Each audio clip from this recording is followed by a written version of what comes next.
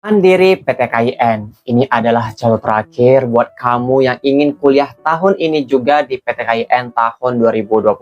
Simak informasi penting ini supaya kamu tahu, akan jelaskan dimulai dari apa itu jalur mandiri PTKIN, kategori PTKIN, biaya pendaftarannya, jadwal pendaftarannya, materi ujiannya seperti apa, pemilihan prodi PTKIN biasanya berapa, lalu lokasi ujiannya, dan sebagainya. Maka teman-teman tonton video ini sampai habis, jangan di skip supaya mendapatkan informasi yang tepat dan terbaru.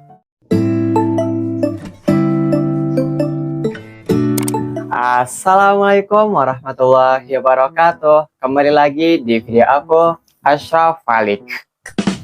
Nah, kenapa nih teman-teman klik video ini? Apakah teman-teman sudah melakukan ujian UMPTKIN 2026 sehingga teman-teman itu sudah mempersiapkan plan selanjutnya, yaitu Mandiri PTKIN 2026, atau teman-teman nggak sempat nih ikut UMPTKIN kemarin? Oke, teman-teman, tepat sekali untuk menonton video ini karena aku akan sharing mengenai seputar Mandiri PTKIN 2026. Sebelum ke videonya, ayo teman-teman bantu like video ini dan subscribe channel ini supaya aku lebih semangat buat videonya untuk kalian. Dan jangan lupa follow Instagram @seputar.umptkIN karena di situ ada informasi mengenai jalur penerimaan PTKIN, dan juga follow Instagram pribadi aku @ashrafalik19. Oke, langsung aja ke videonya. Enjoy it.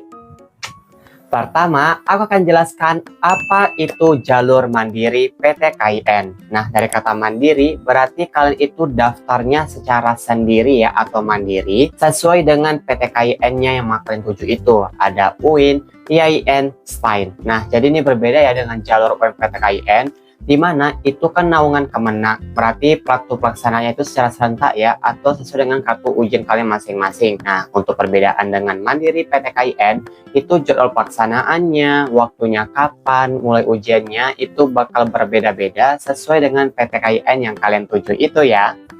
Kedua, kategori jalur mandiri PTKIN. Gak hanya satu kategori saja ya, ada kategori lainnya, biasanya itu ada 3. Tergantung PTKIN yang kamu tuju itu.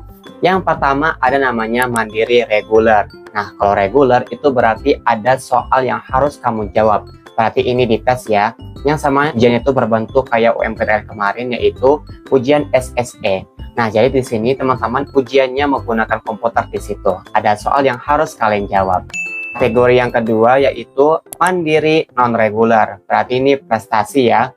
Kamu hanya menunjukkan prestasi kamu, baik itu dari segi akademik maupun non-akademik, ya minimal dari tingkat kabupaten atau provinsi atau nasional. Nah, itu kamu tunjukin kayak seperti melalui sertifikat, atau nanti ada berupa portofolio yang harus kalian diminta gitu kan. Lalu mandiri non-regular ini bisa kalian tunjukin berupa kayak beasiswa BLU, atau pemerataan kesempatan belajar, telescouting, hasil nilai ujian UTBK SNBT kalian, nanti kalian tunjukin aja skornya, sertifikatnya.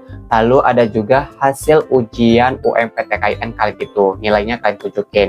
Kalau SNBT kan itu kan diumumkan ya nilainya ya, jadi kalian tunjukin langsung. Kalau UMPTKIN pada saat pengumuman itu tidak diumumkan nilainya. Jadi bagaimana untuk mengetahui skor UMPTKIN kamu? Nah, caranya silakan kalian minta di panitia PMB PTKIN 2026. Kan di situ ada kontak personnya ya. Nanti kalian mintakan aja di situ berapa skor kalian, atau bisa juga minta ke panitia PTKIN yang mau kalian tuju itu. Nanti mereka akan cari di sana berapa nilai skor UMPTKIN kamu.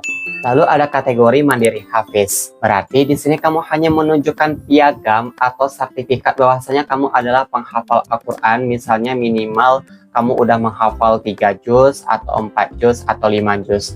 Nah, ini tergantung PTKIN yang diminta ya, berapa minimalnya. Tapi ada beberapa juga PTKIN yang diminta kamu itu harus dites juga bahwasanya kamu itu apakah benar-benar seorang penghafal Al-Quran. Dan masih banyak lagi kategori mandiri PTKIN, tergantung PTKIN yang kamu tuju itu ya. Ketiga, jadwal pendaftarannya. Ada yang sudah dibuka dari beberapa hari yang lalu atau yang akan datang. Biasanya kalian itu masih bisa daftar mandiri PTKIN 2026 setelah pengumuman kelulusan PTKIN 2026. Misal ya, ini bukan doa. Jadi kalau misalnya kamu itu nggak lolos PTKIN 2026, ya kamu tuh masih bisa nih daftar jalur mandiri PTKIN 2026. Biasanya hanya beberapa hari lagi ya dibuka, karena biasanya itu seminggunya lagi tuh bakal ditutup. Jadi pada saat kamu udah dapat kabar UMPTKIN 2026 itu nggak lolos, lalu segeralah kamu daftar mandiri PTKIN 2026 ya teman-teman. Untuk cara pendaftarannya secara lengkap, secara resmi, bisa kamu cek di Google dengan keyword PMB PTKIN yang mau kalian tuju. Contohnya PMB UIN Syarif Hidayatullah Jakarta. Kalau kamu klik enter, nah nanti biasanya ada tuh yang paling atas, di situ kamu klik aja. Nah, itu adalah website resmi UIN Syarif Hidayatullah Jakarta. Nanti di situ bakal ada nanti jadwalnya, jadwal pendaftaran, ujiannya di mana, sistemnya gimana, dan sebagainya. Atau kamu bisa juga cek di Instagram resmi PTKIN mereka ya. Kamu cek di sana supaya dapat mendapatkan info yang lebih akurat dan terpercaya. Keempat, biaya pendaftaran. Jalur mandiri reguler PTKIN ini biasanya lebih mahal ya daripada jalur UMPTKIN. Nah, untuk jalur UMPTKIN itu kan Rp200.000 ya kemarin ya, kamu masih ingat, kamu ikut. Nah, kalau mandiri reguler ini ada juga yang harganya tetap Rp200.000, lalu ada yang 150, 300, 400, bahkan Rp500.000 tergantung PTKIN yang mau kalian tuju itu. Jadi berbeda-beda ya biaya pendaftarannya. Nah, untuk mengetahui biaya pendaftaran PTKIN yang mau kalian tuju itu sama ya seperti yang udah aku jelaskan sebelumnya. Silahkan kalian cari di Google, di website resminya, atau di Instagram PTKIN yang mau kalian tuju itu ya. Kelima, materi ujian di jalur mandiri reguler PTKIN. Di PTKIN ini ada yang sama, ada yang berbeda-beda materinya di setiap PTKIN yang mau kalian tuju itu. Nah, yang samanya itu biasanya itu bakal sama dengan materi UMPTKIN. Biasanya itu yang paling pertama ada yang namanya materi penalaran akademik, yang kali ini namanya berubah menjadi tes bakat skolastik yang terdiri dari verbal, spasial, dan kuantitatif. Lalu ada literasi bahasa Indonesia, literasi bahasa Inggris, literasi bahasa Arab, literasi numerik atau penalaran matematika, literasi ajaran Islam yang terdiri dari Al-Quran, hadis, fikih, SKI atau berhubungan dengan kehidupan sehari-hari. Lalu ada juga kemampuan baca tulis Al-Quran. Nah, itu yang bersamanya ya. Lalu yang berbedanya adalah masih ada sebagian kecil PTKIN itu yang masih mengujikan ada yang namanya materi soshum atau saintek, tergantung dari jurusan atau program studi yang kalian pilih itu.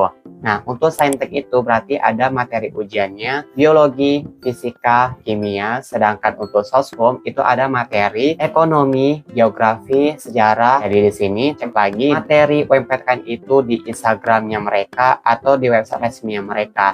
Nah, untuk soal itu gak bakal jauh ya dengan soal asli UMPTKIN. Jadi silahkan kamu pelajari aja tentang soal UMPTKIN atau soal mandiri yang ada di YouTube, atau kamu ikuti aja tryout kalau misalnya ada yang buka ya di Instagram mereka.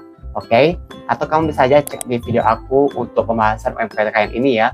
Itu berguna juga untuk kamu yang mengikuti mandiri PTKIN 2026. Keenam, pemilihan prodi PTKIN. Nah, di jalur mandiri PTKIN ini, setiap kamu hanya sekali mendaftar saja, berarti kamu hanya bisa mendaftar di satu PTKIN saja dong, karena kan mendaftarnya di PTKIN-nya masing-masing. Jadi berbeda ya dengan UMPTKIN, kita itu kan bisa memilih maksimal 3 pilihan ya, bisa di satu PTKIN, atau 2 PTKIN, bahkan 3 PTKIN. Jadi itu dia, kalau mandiri PTKIN ini hanya satu aja. Nah, untuk pemilihannya dia ada 2 pilihan ya. Jadi nanti kamu bisa pilih satu PTKIN di mana. Contohnya di UIN Syarif Hidayatullah Jakarta dengan pilihan pertamanya itu pendidikan agama Islam, lalu pilihan keduanya adalah manajemen pendidikan Islam. Ingat ya, untuk pilihan pertama adalah pilihan yang paling kamu prioritaskan atau paling dinomorsatukan sehingga kamu itu pengen lolos di pilihan itu. Jadi jangan asal-asalan ya untuk pemilihan program studi PTKIN-nya. Jadi kalau misalnya kamu udah daftar PTKIN di UIN Syarif Hidayatullah Jakarta, lalu kamu pengen daftar di UIN Sunan Kudus Jati Bandung, ya berarti kamu harus bayar pendaftaran lagi gitu. Jadi itu dia ya, hanya bisa mendaftar satu kali mendaftar di satu PTKIN-nya saja. Informasi yang terakhir atau yang ketujuh adalah lokasi ujian. Jika kamu mendaftar mandiri PTKIN di UIN Sultan Syarif Qasim Riau, berarti kamu ujiannya di kampusnya langsung ya. Ini ada yang berbeda-beda tergantung dari program studi yang kamu pilih. Jadi kamu itu kalau misalnya mendapatkan ujiannya luring atau online onsite, berarti kamu datang ke kampusnya langsung, kamu ujiannya di sana. Nah, sistem ujiannya itu ada komputernya di situ, nanti kamu jawab aja di situ. Nah, sedangkan ada juga beberapa program studi yang kamu pilih itu nanti ujiannya berupa daring. dalam jaringan. Nah, berarti kamu nggak perlu ke kampus itu untuk ujiannya. Jadi ujiannya bebas di mana saja. Pokoknya di tempat yang nyaman, aman, sepi, tidak terganggu sama namanya keributan.